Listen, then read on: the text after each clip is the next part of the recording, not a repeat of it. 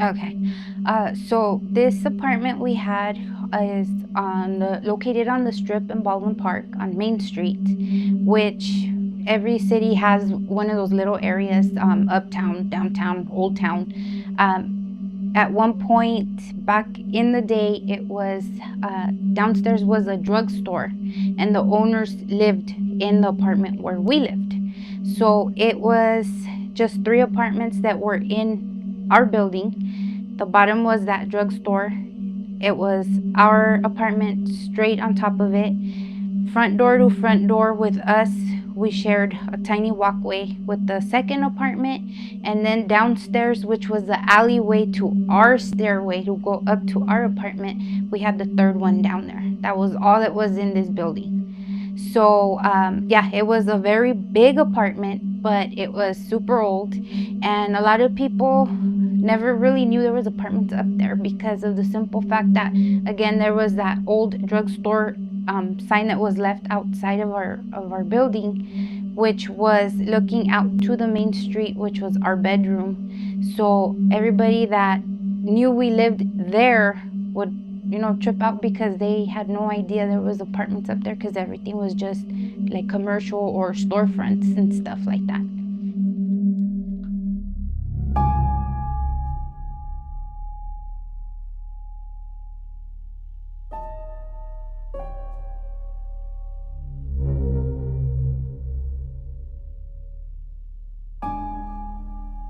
The first night we had been out with a family member. She was going through issues, so we got home really late. By the time we showered and went to bed, like I mentioned, it was 3 a.m. So as we laid in bed, I dozed off right away. My husband was in between going to sleep. I'm trying to fall asleep, and on the foot of our bed is our closet door, and you could hear movement. And then the door opened slowly, which alerted me to something, so I got kind of, creeped out because it's dark. And but at the same time, you kind of freeze up, and just staring at the door as it opened. But you could hear heavy footsteps. So these footsteps, I'm a big guy, so it sounded like me walking towards me, at 3 o'clock in the morning, wearing work boots on hardwood floors. And as it's coming towards us and to our bed, to my side of the bed, I wake her up. He kind of like elbowed me, and then I sat up like, what's going on? And he told me to like listen. So right where I was laying at the end of the bed in the room was the closet, and you could hear that somebody came out of that closet. And I say somebody because it sounded like a heavy set man, I say, with like work boots. So as it took a step out of the closet, it walked on the edge of our bed, like along the edge of the bed, and it made its way through to the side of where my husband was laying. So as we're sitting here listening to what's going on, obviously we couldn't see anything. Right when it got towards like my husband's thigh area, it sat down, and it sat there for a minute. So both my husband and I were sitting there looking, because you could see the indentation on the mattress. So my husband turns on the light. We could see clear enough because the street lights were, we would sleep with the blinds open, so the street light would light up the room. That's how we were able to see the indentation. But once my husband turned on the light, this whatever it was disappeared because the indentation went away. We didn't hear what direction it went. It was just gone. That was our first night. The second night was about the same time, almost 3 in the morning. She woke me up because there was a lot of scratches on the walls, and you could tell the difference between a rat, a squirrel, a pigeon. This was something big. So I got paranoid. I started walking around the house because we thought it was the neighbors messing around on the roof or whatever. So as I'm walking around the house, checking all the windows and everything, going to the room, turning on all the lights, in the house, it stops. So he went ahead and like, what is going on. He had already walked around the house. Nothing was there. There was no windows open. So it wasn't like I thought the neighbor had came in. So again, we went back into the room, and the moment we both set foot in the room, you could hear the scratching on the wall again. And I always say it sounded like animal claws, because I've always carried acrylic nails, and it doesn't sound as dense as the sound that these scratches were doing. So yeah, he went again outside, went into that room again. He even hit the wall thinking maybe it could be some kind of like a rat or something. There's no way it was a rat. That was something else. I sat there, I grabbed my rosary, I started praying on the edge of the bed. All the lights were on in the house at this time. So all of a sudden the scratching just stopped, and it went away.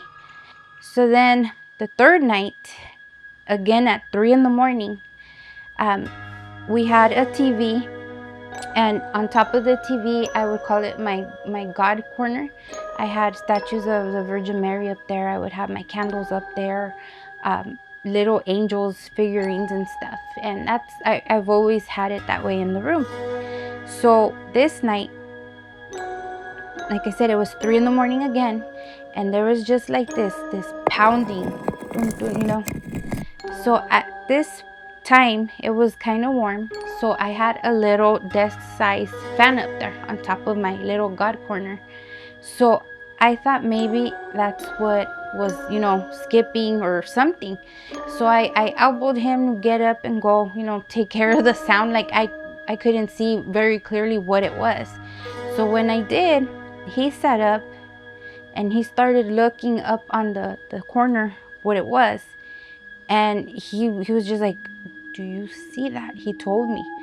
And we have this figurine on the top of our TV stand, and it's like cement. It's pretty heavy. It was a nice little angel figurine, but it was big, and we can't just move it, but it was moving on its own. And it was knocking, it was going back and forth and everything. So I got up, got my phone, started recording, and it stops. But once we turn on all the lights and everything, there was marks on the stand up there, like where it was dragging and hitting. And again, I'm not moving it, she's not moving it. Who's moving this thing? So, that we call that a night. The next day, the same thing. We go to her father's shop where she works, and again, like she says, everybody's making fun of us because they think we're crazy, telling ghost stories and all that. So nobody believes anything we're saying. But I recorded it, so we're passing around the phone. Everybody's getting a kick and a laugh. They're thinking we're funny still. So at the night, once the night hit, we were outside. My dad had been working on a truck for about 2 weeks. It was sitting on lifts, never been touched because the customer hadn't gave us any money to start any repairs on it. So it was just on the lift for 2 weeks, no problems. It was just sitting there. We were talking about the video again and passing it around, and everybody was looking and tripping out on the little angel moving.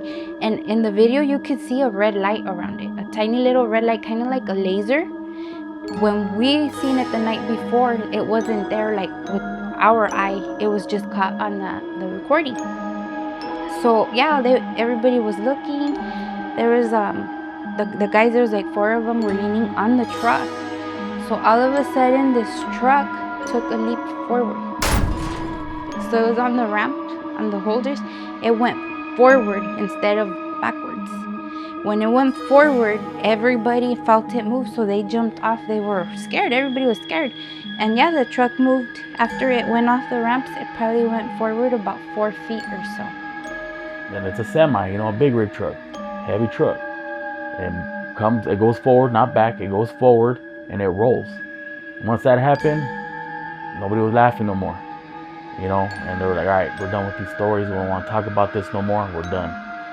And after that night, that last night, we didn't really have anything eventful happen after that. But that's about it.